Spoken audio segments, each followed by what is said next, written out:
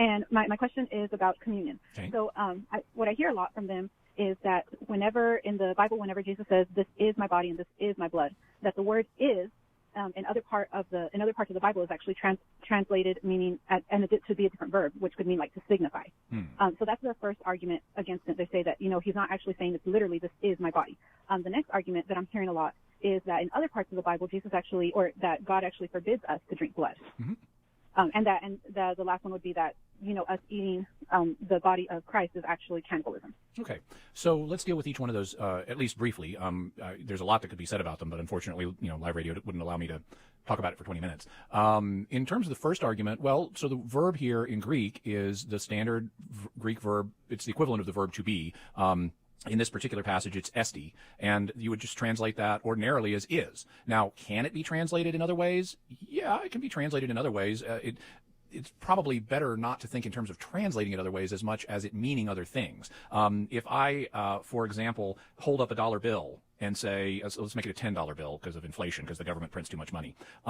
So if I hold up a $10 bill and I say, "This is my lunch today," well, you wouldn't translate that as "this signifies my lunch today" or "this represents my lunch today." What I said is "it is my lunch today." But you can infer based on context that I'm not planning to eat the $10 bill, that based on the context, I mean I'm going to use it to buy lunch today or something like that. So in the same way, the verb for "is" in Greek and in other languages can be used to mean something that's not fully literal, and so that's possible, but it also doesn't prove anything, because the majority of the time when we use the word "is," it is literal. And so you can't really draw a conclusion from the word alone. The mere possibility that it can be used in non-literal ways doesn't mean that it is being used in a non-literal way in this case. In fact, most of the time it is used literally. That's what its function is. So having said that, we then have to say, well, what other things could we look at to help us figure this out? And there, the other two arguments that your husband and his friends make become relevant. There is a passage in the Old Testament, in fact, more than one, that says, well, you're not supposed to drink blood. Now, there are immediately some questions that have to be asked about that. Who is the subject of this command? There are arguments made in both directions that it could be the Jewish people or it could be everybody, but let's think about the sense in which that command, even if it were to apply to everybody, let's think about the senses in which that command would be understood. Is it literally possible to remove all blood from meat when you eat it? No. It's just not possible. Even if you drain the meat for a really long time, there are still going to be some blood cells that are in there in the capillaries that, take the blood from the main arteries into the tissues. You're never going to get every single blood cell out of meat. It's just going to be in there. So this is obviously not something that God intended to be a fundamental moral requirement, that it's intrinsically wrong to ingest blood cells, because there's no way to get them out of there. And God does give us permission to eat meat. So God is okay with us eating some quantity of blood cells. It's unavoidable. And that would indicate that this is more of a ritual requirement, not one that has not a fundamental moral requirement. It's a ritual one. And that in turn suggests this is for the Jewish people, because it's not something that is built into basic morality. Also, let's think about what happens in the Eucharist. Well, in the Eucharist, when we eat something, like let's say we eat blood, in some cultures they have things like blood pudding. Let's suppose I eat blood pudding. What happens when I eat blood pudding? Well, my body starts to digest it, beginning in my mouth with enzymes, and then more further in my stomach and in my large and small intestines. It takes it apart, and it then uses the result of that to build new tissues for me and to fuel my metabolism. Well, is that what happens to Jesus's blood in the Eucharist? Are we metabolizing, are we taking apart Jesus's blood cells?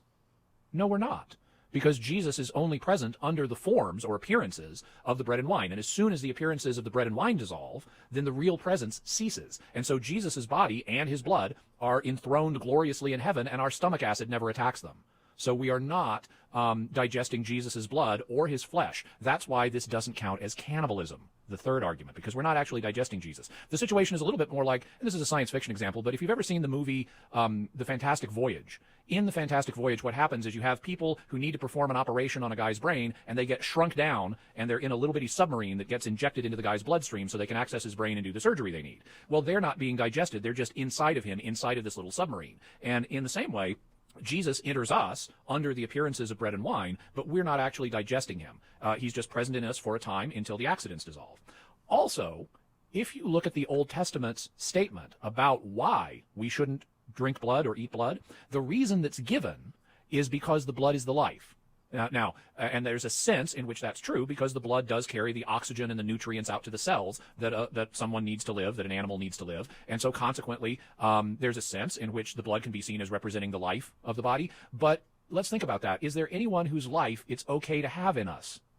Yeah, there is. Jesus. It's okay to have Jesus' life in us. He is our source of spiritual life. And so if there's anyone whose blood it would be okay to eat, it would be Jesus's. Also, let's think about what Jesus himself commanded us. Jesus commanded us to eat the Eucharist. Now, I know Jehovah's Witnesses are going to say that's not for everybody. Not everybody needs to eat the Eucharist, to receive the Eucharist. Okay, fine. But he did command some people to do that.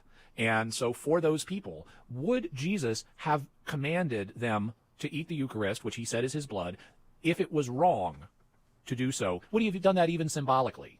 It seems very hard to say that Jesus would command people to do an immoral act even symbolically, especially as part of a sacred ritual. I mean, take any other act you want. Let's say adultery.